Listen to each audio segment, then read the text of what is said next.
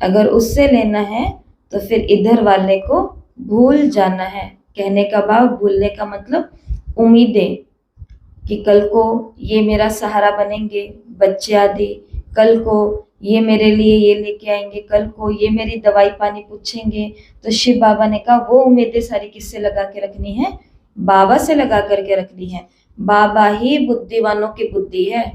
जो आपकी कैसी भी अगर संतान होगी, आपको दिख रहा है कि मेरे को पूछने वाले है ही नहीं, आज ही नहीं पूछ रहे तो आगे तो क्या पूछेंगे, तो भी भगवान उनके द्वारा ही आपका सब कुछ करवाएगा, सब कुछ करवाएगा और खुशी खुशी से करवाएगा। समय समय की बात होती है। नियति घूमने में, विधान घूमने में कितनी देरी लगती है, लेकिन पहले भगवान तपस्या भी तो देखता है ना, या नहीं देखता? वो देखता है। कोई दिवाली पर आए और उन्होंने आकर के बोला कि आजकल तो आपकी खूब सेवाएं चल रही हैं,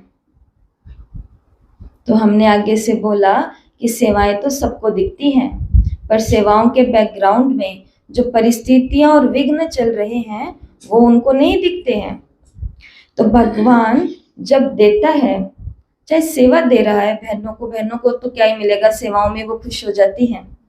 चाहे उनको सेवा मिलती, चाहे घर परिवार में रहने वालों को, आप लोगों को सुख शांति मिलता, उन्नति मिलती, तरक्की मिलती, चाहे आपको मिलता, चाहे सेवा केंद्र पर रहने वाली बहनों को मिलता, ये किसके आधार पर मिल रहा है? आपको, आपकी तपस्या के आधार पर, और बहनों को बहनों की तपस्या के आधार पर ही मिल रहा है ना।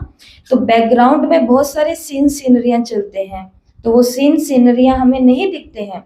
हमें कभी कभी क्या दिखता है? भाग्य दिखता है। लेकिन बाबा ने आज के मुरली में बोला कि बच्चे कहते हैं कि बाबा हम केवल आपको याद करेंगे। कितना महान भाग्य है कि संसार में रहते हुए, संसारी बनते हुए भी हम याद केवल किसको करें? भगवान को याद करें। और दूसरा कि बाबा हम तो जो वर्षा लेंगे आपसे लेंगे, नीचे वालों से नहीं लेंगे। तो इस भाग्य को प्राप्त करने के लिए त्याग करना पड़ेगा। और वो त्याग क्या है? जो बाबा ने बोला, देह सहित, देह के सभी संबंधों को फिर भूल जाना है। एक बाप को याद करना है,